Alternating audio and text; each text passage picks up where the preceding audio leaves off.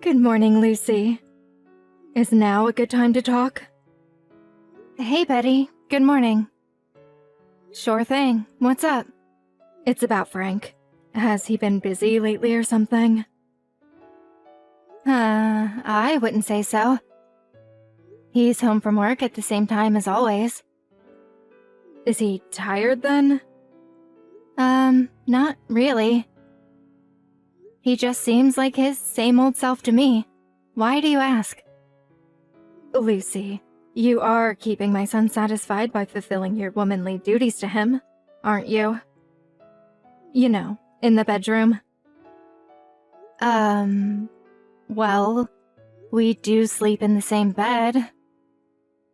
In that case, why haven't you given me any grandchildren yet? You've been married for an entire year already. What are you waiting for, the second coming of Christ? Wait, you're not infertile, are you? Listen, Betty, I know you're my mom-in-law, but this is ultimately mine and Frank's decision. It's not that we don't want kids one day, but we're going at our own pace, and we'll get there when we're ready. We'd really like it if you could be a little more patient. I've been doing nothing but being patient with you. My cousin Nora got married after you two, but she already gave birth to twins. And you know Graham from across the street? His daughter gave birth last week. Why does everyone seem to be having babies except you and my son? I'm the only one in my friend group without any grandkids, and the embarrassment is killing me. I guess we just haven't been blessed with any yet. You'll never be blessed if you don't do the deed. Goodness me, Lucy, didn't you learn how this works in school? Do I seriously have to spell it out? I wait, and I wait, and I wait, but the news never comes. And I hate to have to bring this up, but I feel I have no choice. You've been getting fatter and fatter ever since you and my son got married. Don't you think your blubbery rolls might have something to do with him not wanting to go near you anymore? This is a very delicate issue. And I understand how you feel, Betty. Really, I do.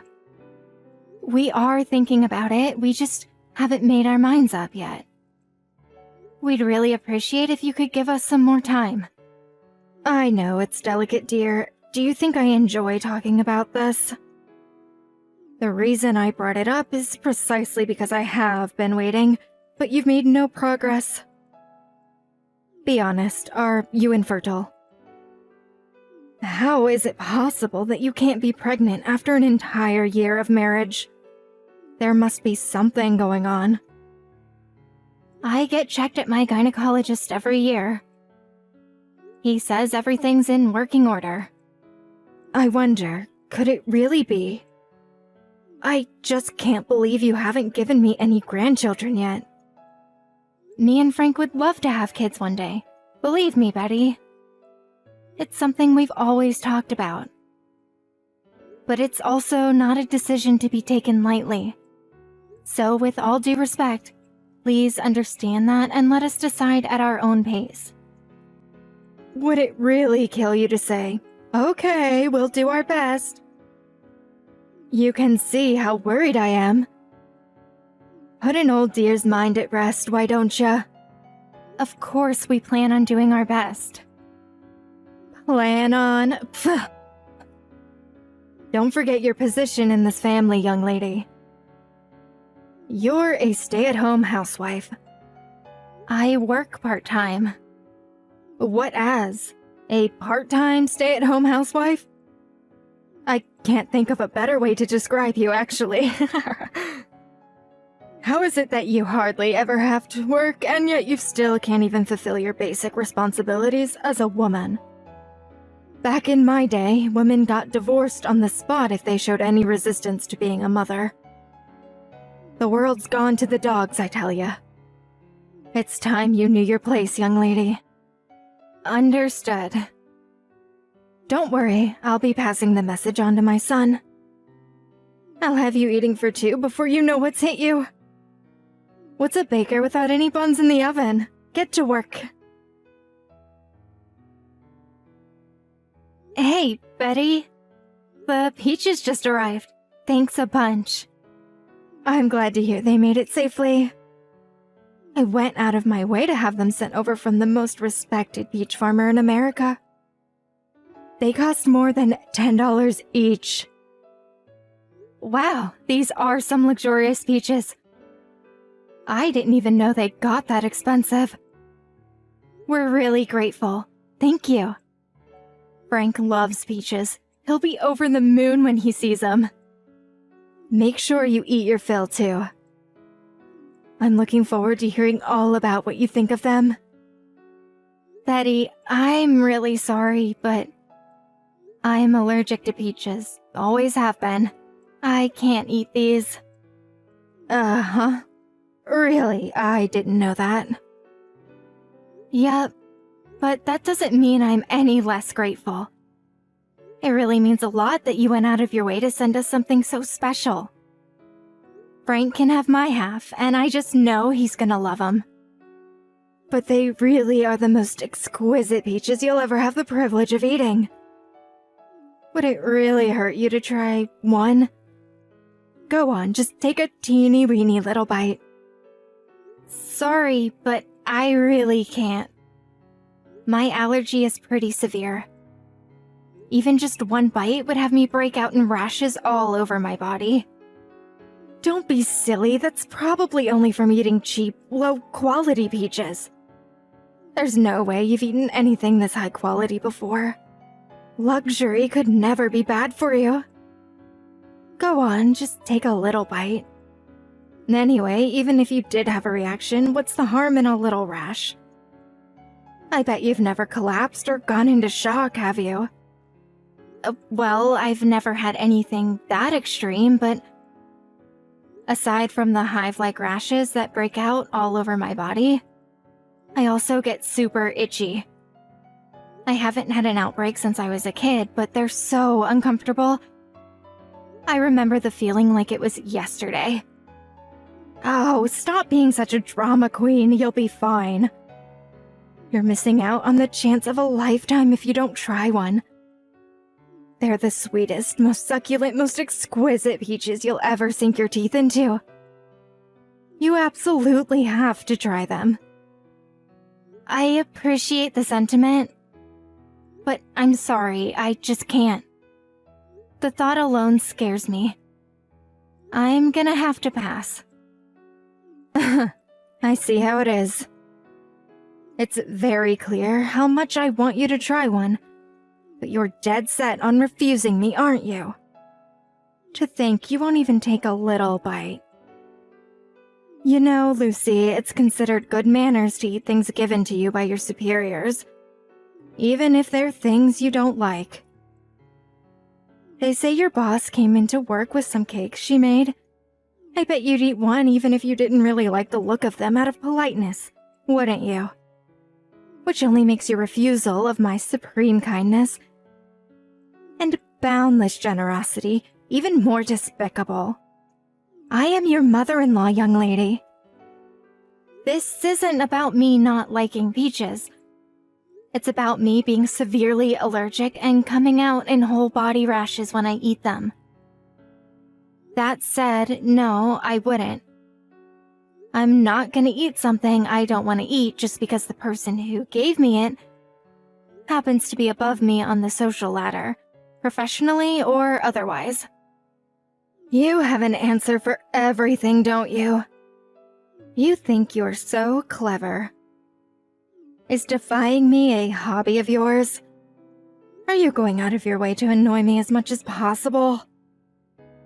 No, I'm really not. Oh, and that's not all. I have a bone to pick with you, young lady. My son told me off for what I said to you about getting pregnant. He told me I had no right to say any of that to you. I bet you were straight off filling his head with lies, painting me as some domineering authoritarian. All I was doing was trying to provide some gentle encouragement because You two are clearly not capable of delivering the goods yourselves. I just told him what you said to me. You didn't have to go and do that. The idea was that you were supposed to do what needed to be done to get his juices flowing so he'd be in the mood to make babies, you simpleton.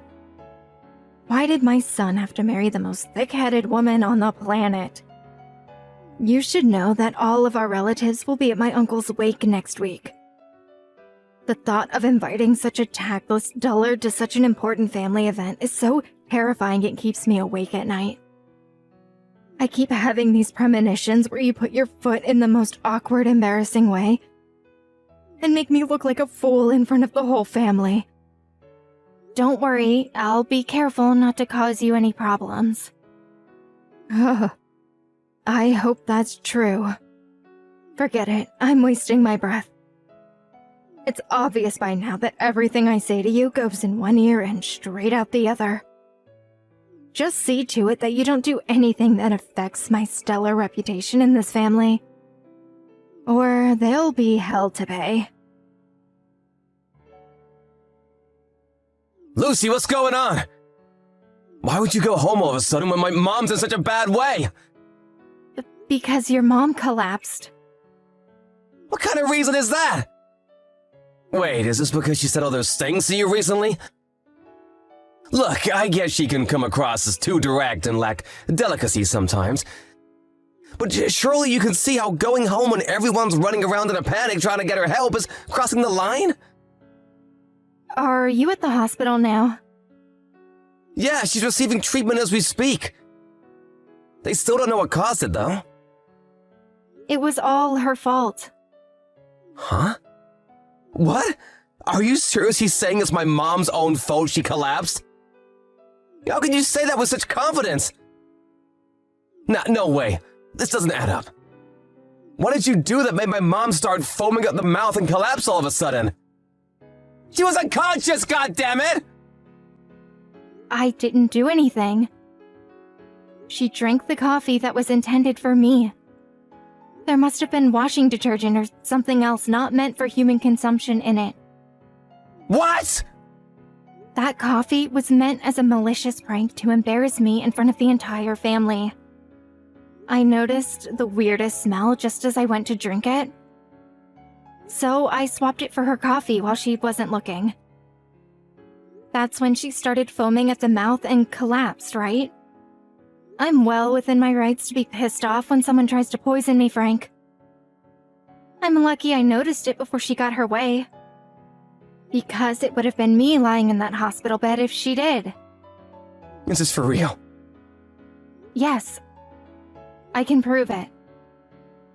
So I know there's a chance you won't believe me. But that coffee was originally meant for me. I'm sorry. Damn it! What the hell does my mom think she's doing? She's the worst! It's okay, sweetie. I'm sorry for hightailing it out of the house without explaining what happened. I should have spoken to you, but I was so mad I could barely contain myself. But I've been putting up with her harassment for so long now. This was the straw that broke the camel's back. I can't forgive her this time. When you say harassment, do you mean stuff other than pestering you about grandkids? Remember that box of peaches she sent us the other day? Yeah, you couldn't eat them because you're allergic, right? Here's the thing. Your mom knows full well I'm allergic to peaches. I remember telling her about it after we just got married. Now I might be able to entertain the idea she'd forgotten about it. If she hadn't seemed super curious and kept asking me all sorts of questions about how bad it was back then. Well, seriously? Still, though, it was over a year ago. Don't you think there's even a small chance she forgot?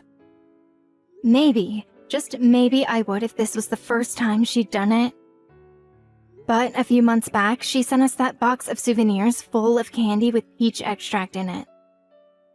I don't know exactly which part of the peach it is that gives me the reaction, so I play it safe by avoiding all of it.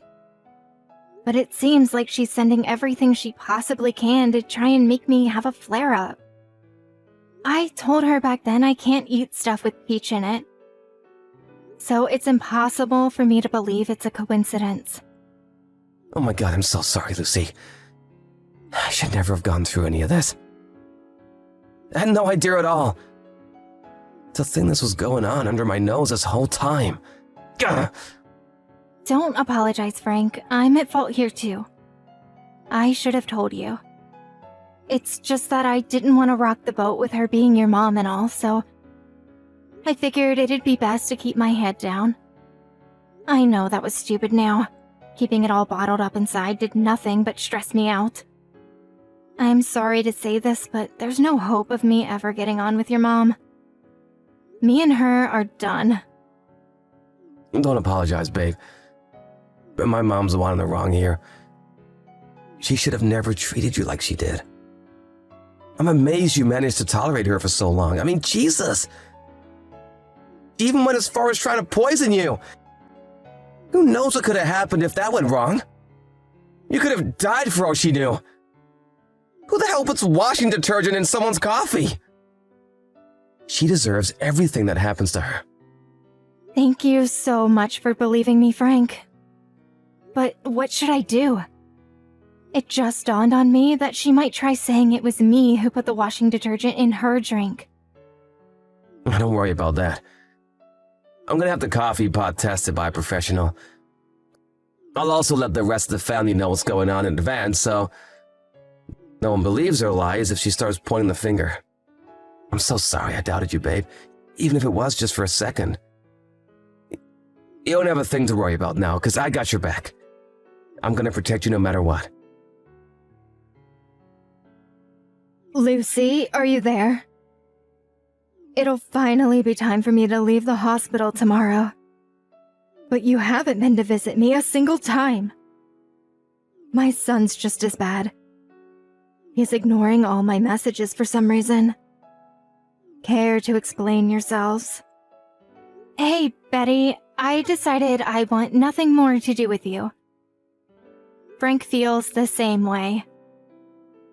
That's why I need you to refrain from messaging me like this from now on. Thanks. What are you talking about? You really are a floundering disappointment of a daughter-in-law. How can you both be so cold towards me at a time like this? I'm weak enough as it is without my own family turning against me. Where's my sympathy? Sympathy for what? It's your fault you collapsed in the first place. What on earth could possibly make you say that? I've never heard anything so ridiculous. The doctors told me why I collapsed. They said it was because there was a foreign substance in my coffee. So please think before you open your mouth, darling. You'll only keep embarrassing yourself if you don't. I'll never be able to acknowledge you as my son's wife if you keep acting like such a moron. I tell you what, why don't you just do us all a favor and divorce him right now? Give it a break, Mom! It's Frank. I'm with Lucy. I saw all your messages. Frank, why haven't you been replying to me lately? I'm so lonely. You should be grateful I even brought your purse and your insurance card to the hospital. Frank, please. Why is Lucy always so cold towards me? This has been her attitude ever since you two got married. I think she might be infertile too. Don't you think it's time you started thinking seriously about your future, sweetie? You're still young. There's still time for you to find someone else. But I don't want anyone else. I made a lifetime vow to Lucy when we got married, and I'm sticking to it. Nothing you say will change that. Good grief. Why won't you use some sense, boy? Where's the sense? Go on, I'm listening. Where's the sense in trying to poison my wife with washing detergent? Excuse me? The doctors told you they found a foreign substance in your body, right? Yes. I had the contents of the coffee pot sent off to a lab. The results came in, and I have a list of the chemicals I found inside it. They were 100% matched with the washing detergent in your kitchen cupboard. You were the one who poured everyone's coffee, right? I know you tried to make Lucy drink it. No, you're wrong. Yes, maybe it was me who poured the coffee, but I'm pretty sure it was Lucy who have brewed it in the pot beforehand. Lucy did this.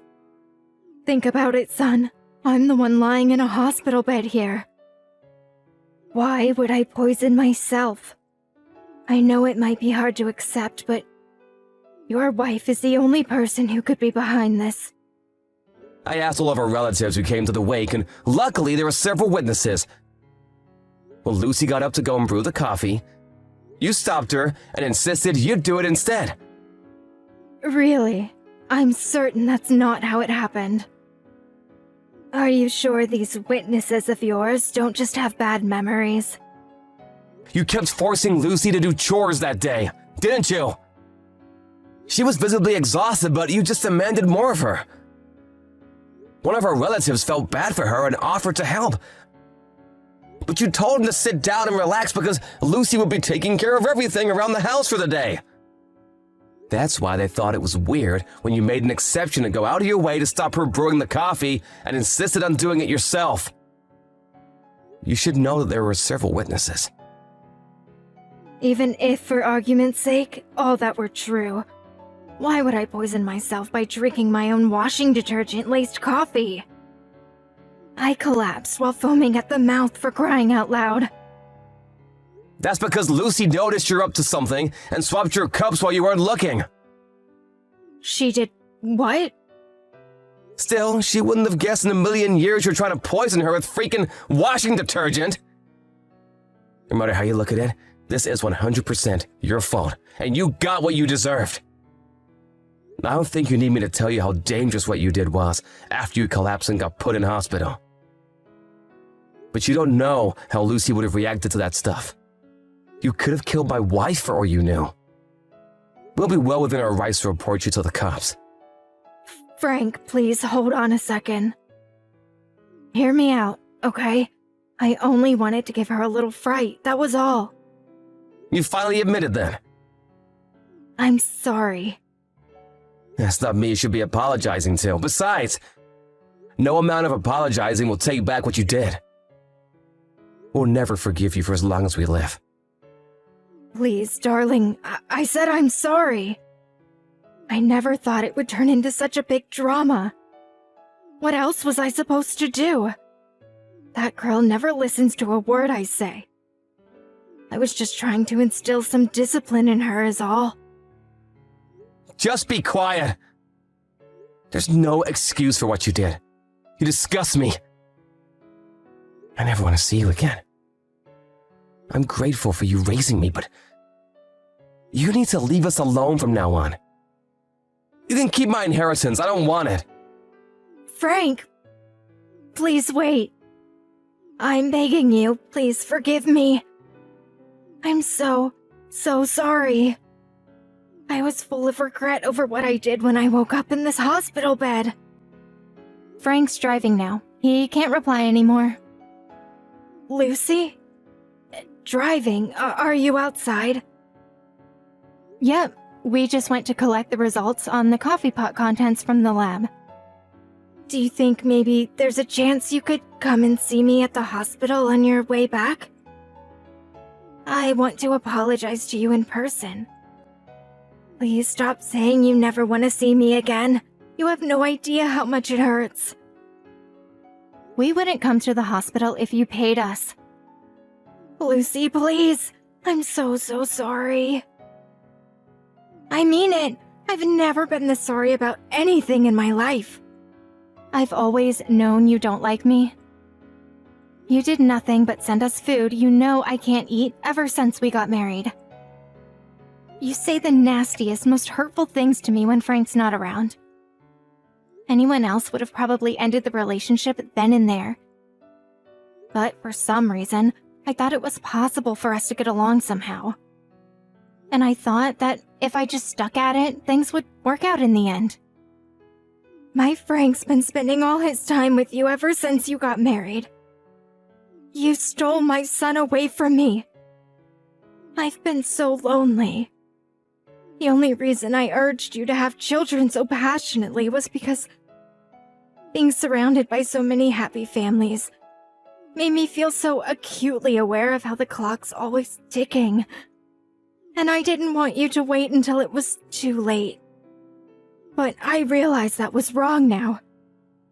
I'll never overstep my bounds again. I'll acknowledge you as my daughter-in-law. I'd rather you didn't. We're breaking off all ties with you. No, please. Don't even say things like that. I'm so sorry. If you were really sorry, you wouldn't be pestering us to come and visit you in the hospital. The only reason you were being so cocky was because you had no idea we knew about your little washing detergent stunt. We can't associate with someone who thinks like you. You're dangerous. Lucy, please, will you find it in your heart to forgive me? I'm ready to turn over a new leaf. I'll be extra kind to you from now on. Oh, that's funny. Let's face it, Betty. This conversation is pointless. How about you do the human race a favor by crawling under a rock, where you can never bother anyone again? We never saw Betty again after that.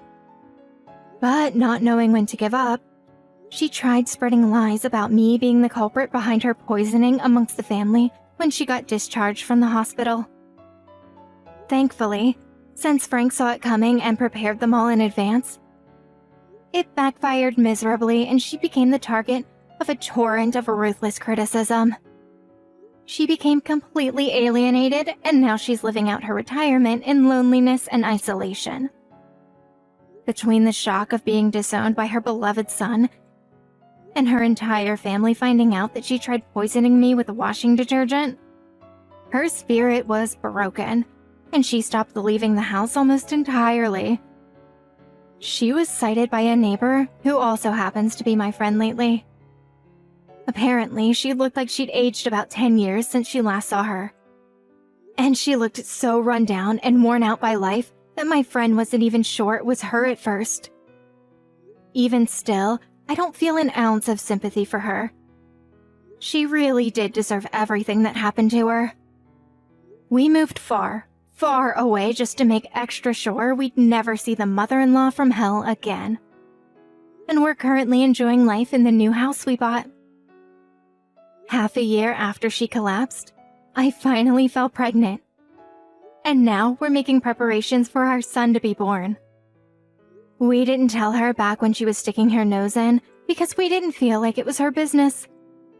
But the truth is, we've been trying for a baby for a very long time, and we're overjoyed now we finally have one on the way.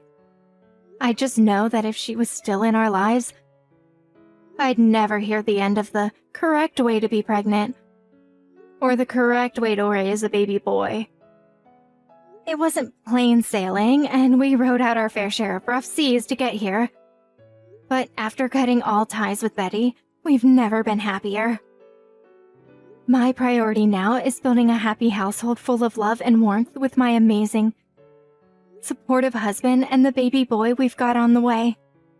I can't wait to see what the future brings.